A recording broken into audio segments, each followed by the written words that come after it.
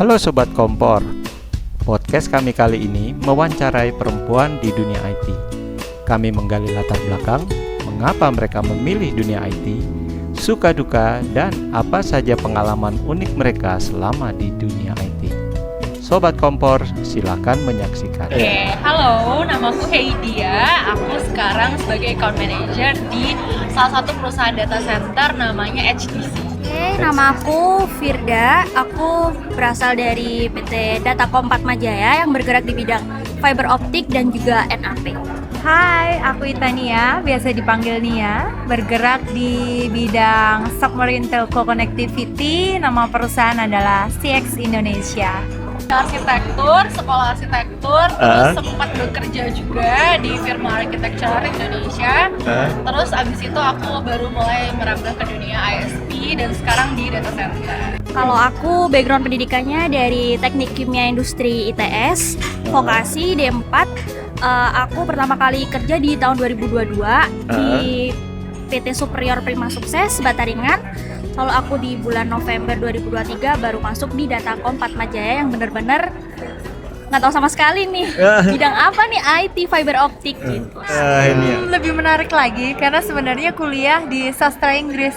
Aku lulus dari UI itu tahun 2019 waktu itu. Terus aku praktek sebagai arsitek tuh sebelum lulus sudah mulai praktek. Maksudnya sudah mulai ada internship, udah mulai ngedesain. Terus akhirnya begitu lulus, 1 tahun setelah lulus, aku praktek masih di dunia arsitektur. Terus kan ada COVID ya di 2020-an itu.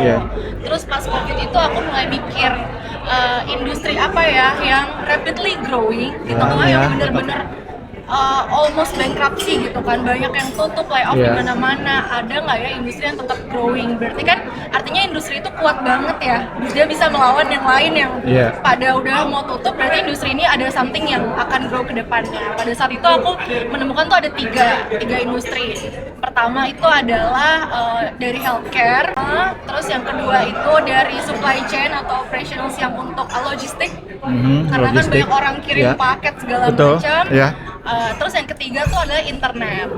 Nah, terus dari tiga itu aku coba lihat kalau healthcare kayaknya aku nggak ada basic di situ. Kalau supply chain kayaknya operational banget. Aku juga kayaknya nggak ada ilmu supply chain gitu kan. Terus aku ngelihat internet ini kedepannya akan terus growing gitu, nggak cuma seasonal aja, nggak cuma karena momen aja gitu. Dan dunia IT dan teknologi kedepannya sangat promising ya. Kedepannya akan bagus, melihat di Indonesia juga trafficnya kan gede banget ya.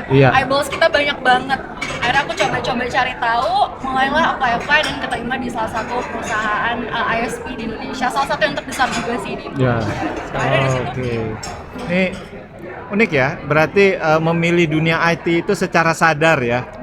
Ada juga yang pengen gini ya, ini pengen coba secara ya. Sadar, terus research kan, akhirnya ketemulah di sini, bisa kenal sama Mbak Itania, sama yang lain. Aku iseng-iseng sih. Karena agak jauh nih teknik kimia gitu. Awalnya tuh mikirnya kan jurusan teknik kimia, maunya di oil and gas gitu kan. Terus jadi engineer. Terus mikir jadi engineer berarti harus kembali ke ngitung lagi nih, buka lagi termodinamika nih. Waduh, makin pusing. Lanjut aja jadi sales. Terus kebetulan waktu itu ada buka lowongan di Datacom, coba apply, ternyata kok keterima. Iya, jadi belajar mulainya ini dari nol, bener-bener aduh apa nih fiber optik, apa nih dedicated internet begini. Akhirnya kok gini ya, jadi kayak mulai nyaman juga sih kayak gitu. Akhirnya sastra Inggris. Nah, ini kenapa bisa kesasar di dunia IT ini? Gimana ceritanya? Sebenarnya itu yang dibidik adalah perusahaan-perusahaan asing, jadi perusahaan Singapura.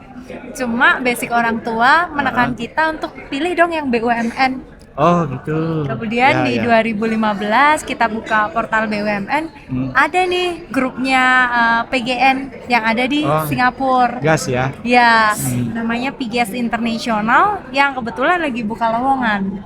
Dicari yang basicnya bisa berbahasa Inggris di situ. Ternyata setelah kita daftar, mereka sudah uji coba beberapa orang. Kalau mereka ngerekrut engineer dan kemudian dilatih bahasa Inggris, hasilnya belum tentu orangnya berani speak up in English. Dan mereka dibalik, orang yang bisa berbasic bahasa Inggris lalu di training tentang tentang untuk IT, kemampuan IT-nya. betul. 9 dari 10 di IT itu kan Penuh dengan om-om semua. Ya, lingkungannya om-om Kelihatan semua. kan? Di sini kan kelihatan banget tuh. Iya. Kalau kita kumpulin 10 orang, 11 om-om. Iya, betul. Ya. Jadi gimana sih suka dukanya ya? Suka dukanya di dunia yang sangat mayoritas om-om Laki-laki, ini. om-om. Kalau dari aku sih sukanya lebih banyak daripada dukanya. Iya. Karena kalau sukanya terlepas dari male dominated atau enggak, yang aku Iya. suka di dunia IT itu semuanya fast pace kan. Iya. Jadi semuanya tuh dituntut untuk bisa agile, bisa dynamic, kayak bener-bener kita customer oriented kan. Kayak Iya. apapun yang diminta customer regarding dengan apapun service kita, entah itu yang internet atau aku di data center ada colocation atau cross connect, itu semuanya adalah untuk membantu kebutuhan customer kita. Yang aku suka di sini adalah itu menuntut kita untuk punya problem solving yang bagus, terus kita harus tanggap, komunikasi juga harus benar, harus baik gitu. Kalau dari sisi dukanya sih balik lagi karena customer oriented, jadi kita bener-bener 24/7 harus standby. Even misalnya lagi di ND, lagi cuti gitu, kita nggak bisa tuh ada yang bener-bener total nggak bisa dihubungin tuh, nggak bisa, karena kita harus tetap Harus jadi tetap on call. standby. Harus Iya. standby, terus harus jadi primary point of contact dari customer kita sendiri. Kita harus tahu, karena kan kalau gimana pun account kita yang tahu ya. Jadi Iya. kadang walaupun ada tim lain yang standby, tapi tetap kita yang harus bisa menjembatani. Harus availability harus tinggi gitu. Itu mungkin resiko ya. Betul, itu part of the journey juga Iya. kan gitu. Dan kayak gitu malah jadi belajar untuk efektif efisien kan. Jadi Iya. kita nggak buang-buang waktu, bener-bener langsung fokus ke cari solusi. Sukanya dulu nih ya. Iya. Sukanya dulu kita jadi banyak relasi, kenal sana Oke. kenal sini, terus Iya. banyak ilmu baru juga. Terus kalau di dukanya memulai dari nol. Yang awalnya teknik kimia, kita belajar benar-benar perhitungan pabrik, kita Iya. buat pabrik dari nol sampai dari raw material sampai jadi produknya. Kayak ini harus belajar dunia IT. Aduh gimana nih? Untungnya saya punya tim dan juga teman-teman lain yang mendukung, kayak diajarin jadinya kayak gini, fiber optik itu kayak gini. Jadi kamu harus belajarnya itu pelan-pelan. Kita nggak bisa kalau belajarnya langsung banyak gitu. Langsung Jadi banyak. so far sih seru banget. Seru Kalau ya? dijalanin terus kita tanya Jadi- teman-teman yang lain, apalagi tanya. Jadi sekarang kalau udah Iya. presentasi depan customer gimana? Sudah lancar? Udah lancar. Sudah lancar. Meskipun ada beberapa yang masih bingung nih, waduh ini ngomong apa ya bahasa IT. Iya.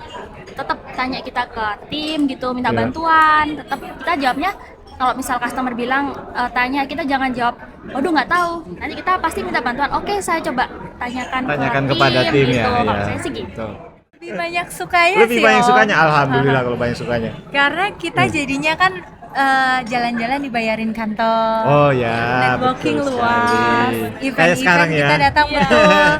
Dan karena tadi mayoritas tuh teman-teman kita om-om ya, Iya. om-om ini lebih sangat support ke kita. Apapun yang dibutuhkan, apalagi khususnya kita nggak tahu dari nol. Iya. Mereka even ngajarin kita, nunjukin ini loh UTP, ini Oh, loh ya, kabel ya. FO, ini loh submarine gitu. Dengan senang hati ya. Sangat dengan senang Senang hati mengajari ya. Betul. Kalau dukanya itu lebih ke karena kita handling kayak European, US dan Asian, itu kan ada time difference ya. Nah, kalau kadang di US tuh mereka seneng dengan meeting jam 12 siangnya sana. Ya jam Nah. 12 malam sini dong. Jam 12 malam sini. Nah, itu cukup challenging kita bilang, karena kayak me time-nya kita bener-bener harus kayak kata Heidi tadi, Iya. 24 jam per 7. Kalau aku sih personally belum pernah, jangan sampai kalau Iya. yang unik-uniknya aneh-aneh Iya. gitu sih enggak. Iya.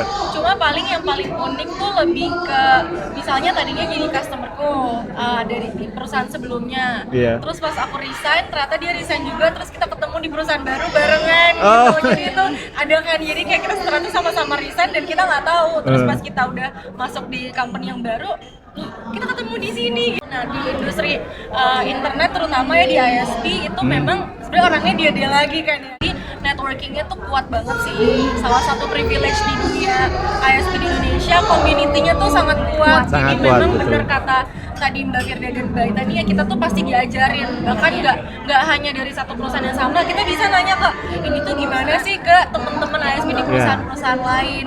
Kebantu banget sih yang kuat itu.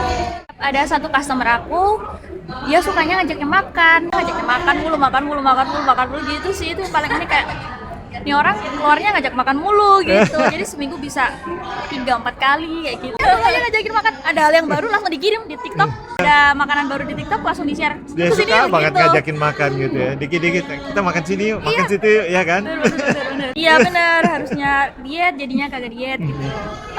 Yang paling unik mungkin kalau di luar negeri lebih ke race ya. Karena kan banyak kan kalau ketemu, hey you are Chinese or non Chinese. Terus kalau di luar negeri, yuk kita makan pork yuk. Di Indonesia kan belum common yang seperti itu.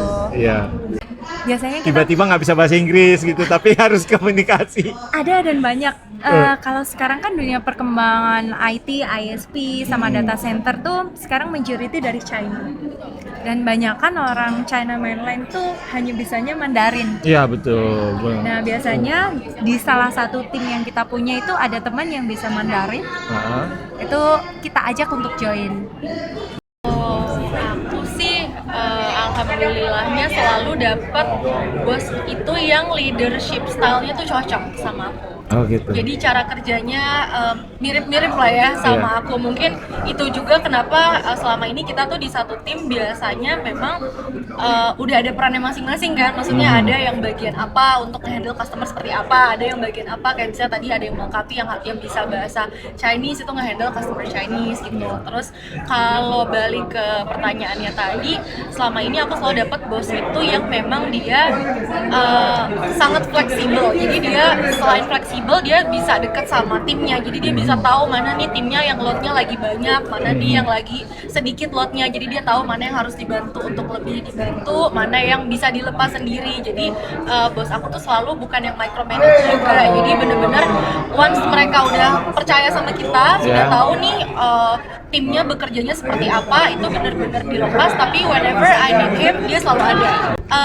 Dulunya enggak, tapi sekarang latar belakang IT gitu. Terus jadi yang sebenarnya yang paling penting sih itu ya, maksudnya atasan yang memang percaya sama kita, karena kalau micromanage kan nggak enak banget ya, kita kayak ditanyain terus gitu. Kalau ini tuh enggak, percaya, tapi kapanpun kita butuh dia bisa ngasih solusi gitu. Karena alhamdulillah selalu dapat bos yang Dari atasan sendiri kurang lebih sih sama, orangnya juga siap buat kapanpun diajak konsul, terus tahu tentang kondisi kita. Jadi dia nggak melulu nuntut nih harus gini harus capai target gini nggak. Jadi dia benar-benar ajarin juga, apalagi balik lagi tadi basicnya bukan dari IT nih, bukan orang IT, tapi kebetulan ada orang manajer IT saya juga, dia asalnya dari IT, jadi benar-benar kita saling melengkapi. Bos selalu yang backgroundnya IT, sehingga benar-benar leadershipnya itu yang mengayomi.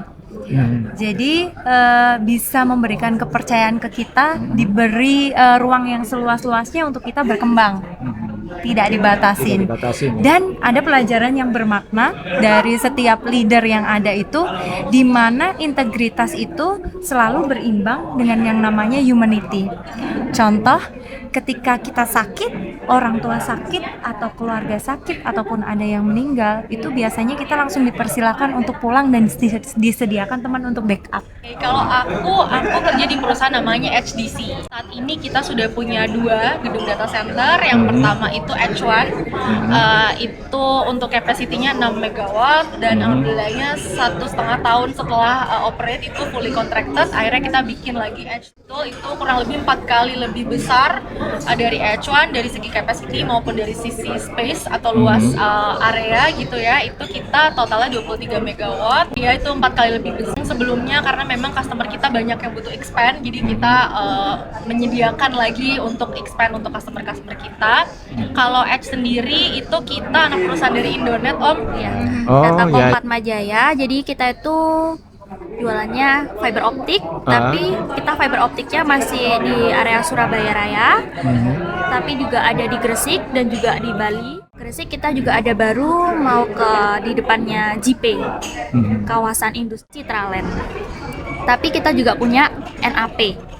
Di tempat Nia namanya CX Indonesia. Kebetulan kita itu grupnya dari Bayan, coal mining. CX ini ada di 3 negara.